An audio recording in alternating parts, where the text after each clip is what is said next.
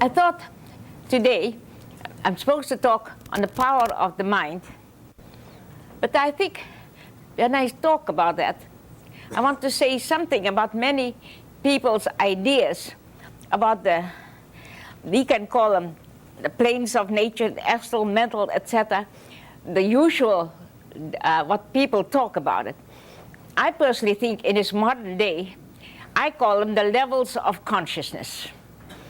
I think the levels of consciousness is a far better word than plane of body, because I think it has to do with our levels of consciousness. And also, when we talk about any of it, I think we should think of these levels of consciousness from the physical body, which is, after all, a representation of what I think is a very basic theosophical concept that each one of us has within him. Now, I'm going to use, can I use my new language, which I've invented for talking to non-theosophists, which I really do, more than talking to members of the Theosophical Society. We've got all these grades of talking about the ego, all these things. I call it the inner self in different stages. And I think that each one of us has this fundamental part within ourselves, which is always peaceful, quiet, and has a wisdom. I do not think that we reach that state all the time, but I think it comes to us with birth. And I think when we talk about the mental level, it isn't here is the physical, here is the etheric, the mental, etc., etc. They are all influencing one another. It isn't all separate levels of consciousness, but levels which, after all, are constantly working together. After all, the theosophical point of view is, can I continue to call it the inner self? All right with you? Is the basic part of us. And we express ourselves. When we express ourselves in our feelings, it's really scientifically proved that our feelings affect our physical body. I mean, I think that's a scientific fact. But I think the emotions, which of course, and our feelings, which dominate us to a great extent, are again, as we know from our experience, altered by our thinking. The thinking and feeling and the different levels, could I call it thinking? Okay, and mind. There are different levels, but there are different levels. Could I call them levels of consciousness? But could I also call them levels of experience? Would that make sense to you? We have to think about this way as experiences which each one of us has through life. Now, I'm talking about the mind. I think before we often think of it as a purely intellectual capacity. But all of us have experienced a sudden burst of, let's say, emotion. But when we even express it and feel it, we think about it and we realize that this is not the right way of thinking about it. And when you begin to think, am I making that clear? At that moment, your mental energies also mix up with your emotional energies. Does that make sense, what I'm saying? And thus, I think our mental capacities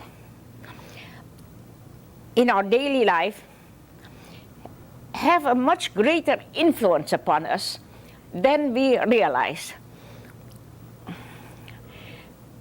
As you may know, my experience has been for many years with people who are sick with all sorts of diseases, and we deal with it in many ways that I'm not going to talk about. But having seen some of the very painful things, I mean, I think that's not the way we experiences from children up, which people are experiencing today. Let me explain something. When somebody has a very painful experience in childhood, part of that is an emotional experience, but part of it becomes a symbol in what we might call the mental part of us, or the mental part of it. Does that make sense? If you want to ask a question, I do not care if you interrupt, and you are going to have plenty of time to ask questions. Thus, through life, we really form in our emotional part of us and our mental part a pathway of thinking and building a pattern in our mental field and our emotional field, which you may be only a symbol. But when a person has a similar experience, they very often automatically fall in that pattern instead of being able, like we Theosophists, I hope, think of being quiet and realize that we wish to break the pattern. It's a very difficult thing to do. But a lot of people are conditioned that way. So thus, our emotional and the mental part of it, which is the memory and the thinking, affect our lives a great deal. Now, what is the strength? First of all, I think for us members of the Theosophical Society, and to me, all my life, I was brought up in Theosophist, I must say. I've been probably a member of the society than anyone here, because I've been so young a member. It is this basic assumption that we have, and that part of us is this inner self in which we can have quiet. And as I say, I've had an extraordinary, crazy upbringing, but my mother got me to meditate at the age of 5. And thus, that idea of being quiet and thinking of it has affected me all my life. But I think in our very turbulent and stressful times, I think if we can think, I teach hundreds of nurses, hundreds of people, but it is effective.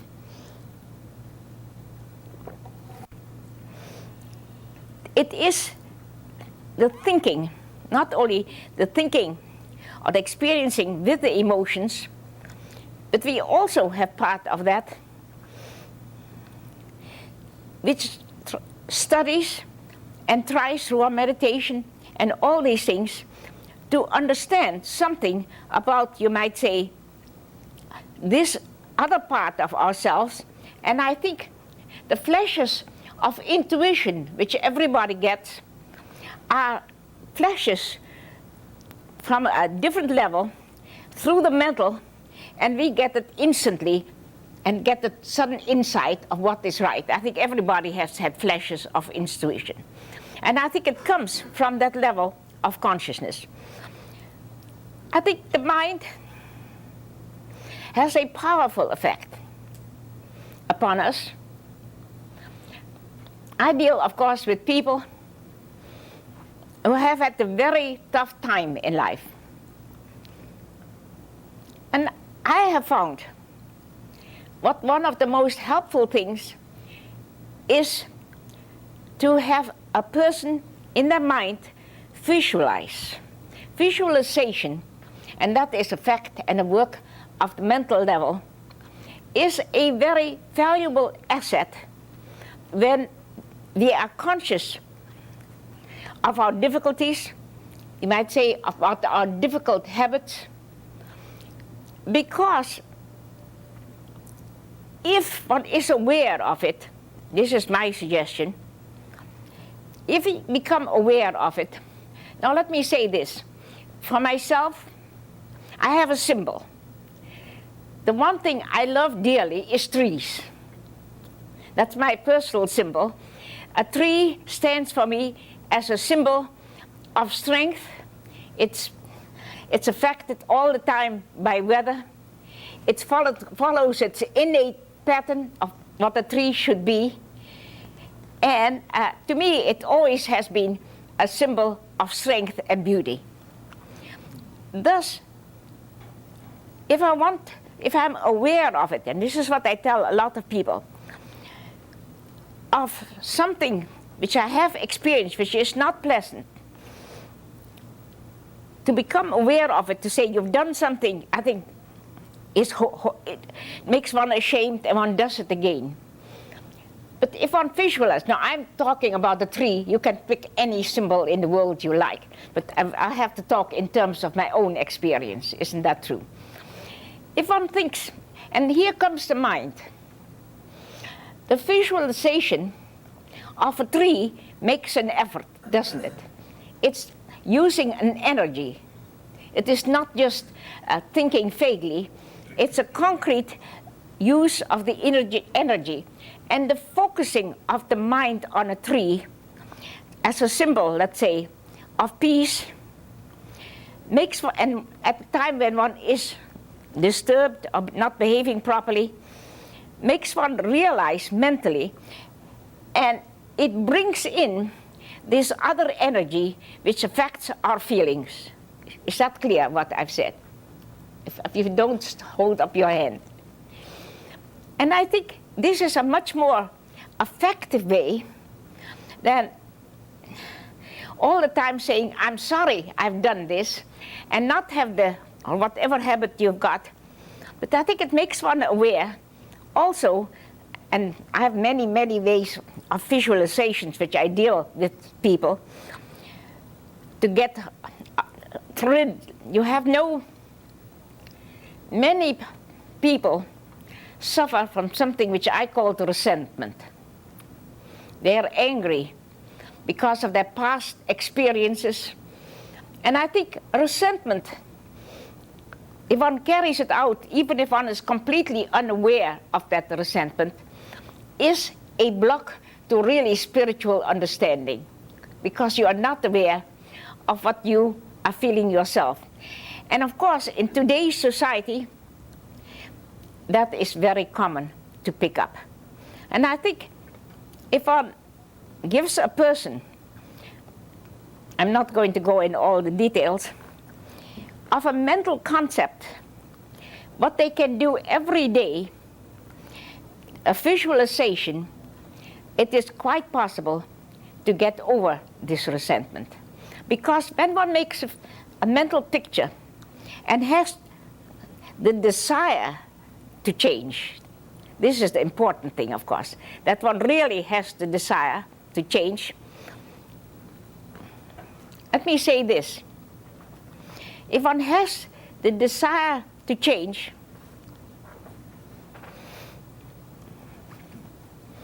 I think I said that there are all these feelings in a higher mental level of unity, of really understanding, but it also is a gateway to a level of where one is conscious of the unity of all things in the universe. And that's part of the consciousness of the inner self. Does that make sense again? Yes?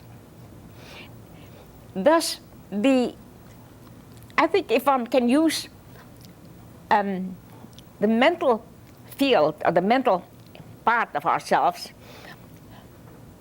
and realize that we have this ability to have pictures that they help us really much more clearly than just feeling it only.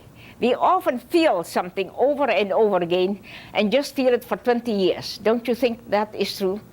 Now, if we bring this other element of understanding and the visualization, as I say, I deal with people who go through terrible circumstances. It has been helpful. And another thing, we talk a lot about it, but we take our emotions. I don't think that many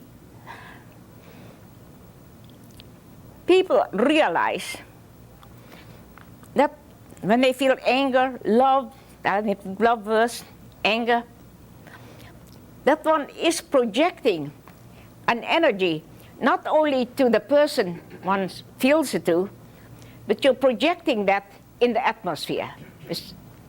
I don't think that we realize that. I think you believe what I say, but I don't think you realize the strength of it. I deal with a lot of child abuse myself, and it isn't only, technically it's only physical, but I think what parents and child abuse is only part of me, who consistently say their child is no good. I was going to swear, but I wasn't. I didn't.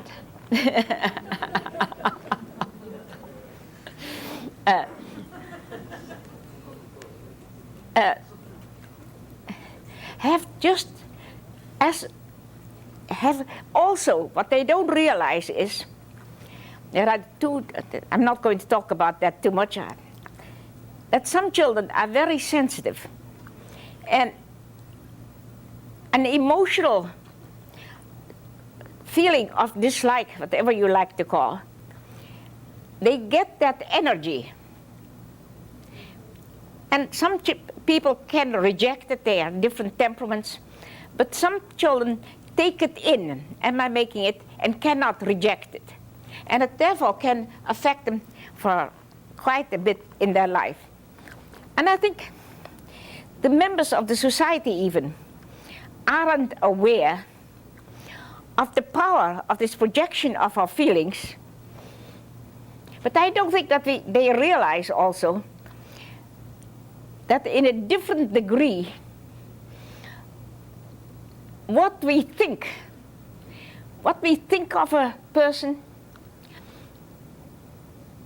and for instance, in many meditation groups, they're sending out thoughts of peace, aren't they? Whatever it is, however you do, if you really think and feel that you cannot, let me say this,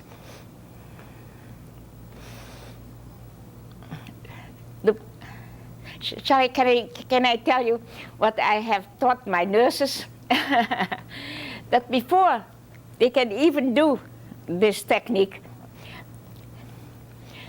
they first of all, remember, very few of them are members of the society, but they do practice this, that when we feel something, I use my hands.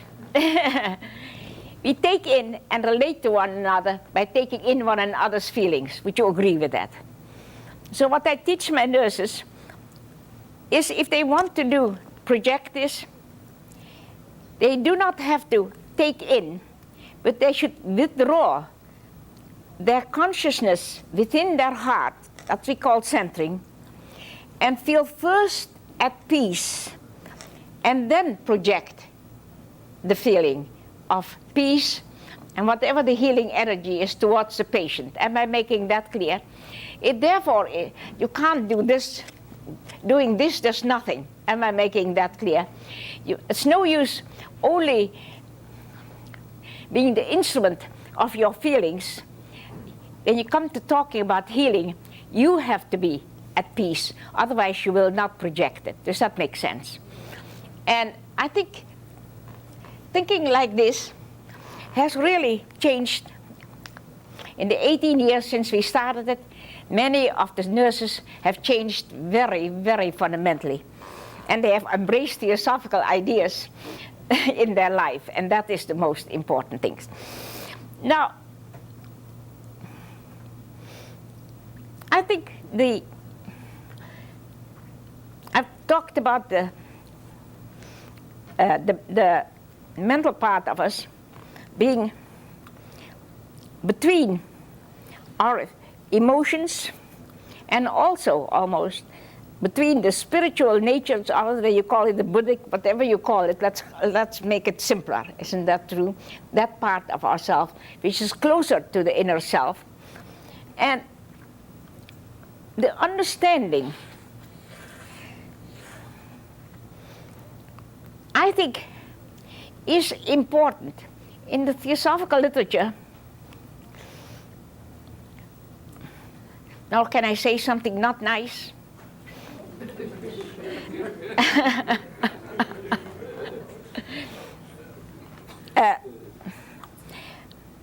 I think we use a lot of terms,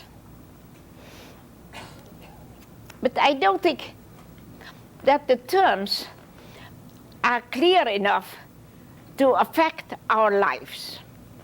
I mean, this one fact, which is obvious, that by what we feel, it's not what we say only, it is what we feel. We are projecting an energy towards a group, projecting an energy towards a person. But also, in a subtle way, what we think. If you see a person, for instance, come in and say, he's not very nice, you're also projecting both an emotional and a mental energy. Does that make sense? So you have a right to say somebody isn't pleasant. But I think if you could beware and just say it, this doesn't seem such a pleasant, but not have this sense of rejection. Does that make sense? I really believe that members do not understand their powers, what the powers of thought and feeling are, and how they can affect our lives. And the mental part, the thinking clearly,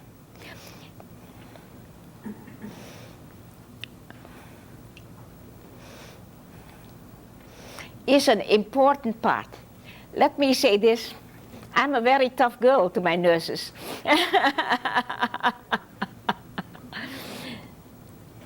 Because so many people are good-hearted, and what they want to do is almost hug a person physically and send a hugging emotion. Does that make sense? I say that's not their business. Their business is, first of all, to center. Isn't that clear? And when we approach a patient, it is peace they need. And it's a sense of peace to reduce their anxiety, etc., before you can really, they can accept any healing. Does that make sense? The disciplining of oneself away from wanting to hug people who do not appreciate it. I mean, if they are very sick, I mean, I'm talking about the very sick ones. I'm not talking about everyone here. I think all this requires a discipline. But I think it changes one's life if one can feel and think. I think one should realize and study how our thinking, how our mind affect us. I think it's fun to think. You don't think so? I mean, to discuss even very difficult metaphysical questions, to discuss it, not only to accept it, is stretching the mind to that other part of our mind which we don't use so much. It's not the emotional part, but really enlarging the scope of the energy of our own mind.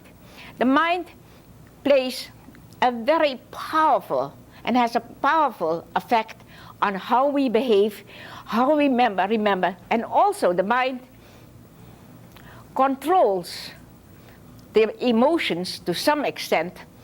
If we make up our mind that we are going to change and that we are going to be a person who doesn't take in, but who gives. Does that make sense? Following her talk, Dora responded to questions from the audience. The first question came from a person wishing to know how one can work through anger and resentment. I suppose anger is, you can feel it for the moment, but I suppose in my language, resentment is when you can maybe have an undercurrent towards that memory, and you really have an undercurrent of distinct dislike when you think of a person. Does that mean anything? You may irritate me, and I get angry. Isn't that true? Or you can say, but the anger, the resentment in my language is something you carry through for years and years. When you think of a person or an event, it may have hurt you. You know what, the people who have suffered this when they were children often have built a pattern within them, and they don't realize that they're 40 years old now, and that they are grown up, in other words, and yet they are following a pattern which was begun very early in life. Does that make sense? If you can remember, in other words, the event which has made you feel that resentment, shall I use the word resentment? Then I think if you, first of all, you want me to say what I say to the people in regard to resentment? Do you want me to do that? Sure. I think if you feel that resentment, what I'm suggesting to people is, first of all, to say, if it happened when you were a child, I'm grown up. I'm a different person. Then center, as much as we can talk, I say, put your consciousness and feel that also you have, each one of us has that ability to feel quiet and peaceful. To project the image of the person they have that resentment. Make a picture. And instead of feeling love, feel goodwill to that person, whatever they are doing. But thinking of that person in the distance helps to break the pattern. Does that make sense, what I'm saying? You're breaking the idea that it affects it. And it really does work, but it takes a determination to do it. Yes. How does one prevent anger from turning into resentment? Well, I think if it's different from a cause and a person, because in a person, it's very personal, and it's something between two people. In a cause, we are living in a world where there's a tremendous lot of misery, and the causes are fairly well known. It is no use feeling anger. Try to substitute for that what you can do positively to help in any way for a world or something situation. Isn't that so? When it is with regard to a person,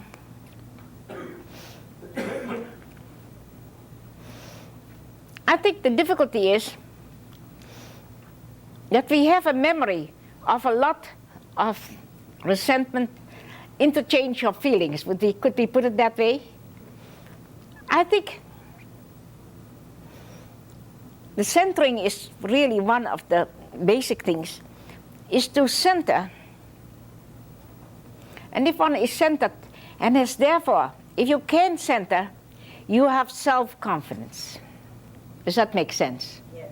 If you are not centered, many people have no self-confidence or very little. You can think of that person because you're strong, and when you want to get anger, think, if you like, project deliberately and send the color of peace. I'm not just saying anything. If it helped to visualize, send something, a yellow force towards them. See it? You are reacting positively, and you are not taking in. Does that make sense? Very much so. And as a matter of fact, if you do that, it affects the other person. Because if they don't have this interchange, it affects it. Any other question? How does one teach a young child to meditate? Now that's a tough thing, because I was brought up very differently from most people. I think if you could sit with a child, just let us sit peacefully and quietly for 3 minutes or 4 minutes. And sit quietly and say, let us both be happy and love one another, or something like that. See what I mean? If a child is young, I was brought up in a very peculiar fashion. So that's easier, but in every household, it is that. And if you get angry with the child, then if you could, after that, if you have had it for a few minutes, let us sit together and meditate for a few minutes. Does that make sense? Or use any other word you like. Would that be possible? I think that would be helpful, I think. Just to be quiet and send out, say both of you, send out loving thoughts to one another. Would that be a way of doing it? Any other question? You said that the terms we use are not clear enough to make a difference in our lives. Can you give us some examples of what you mean? Well, I tell you, we have a lot of Sanskrit words. I'm not against the Sanskrit language. Of course, it's the most wonderful language in the world. But we are in the United States. And sometimes, even if you use the word Atman, what does it mean to most people? I mean, I was brought up on Buddhism and Hinduism, as I was a member of, as I was brought up as a Theosophist very early. And I got quite used to it.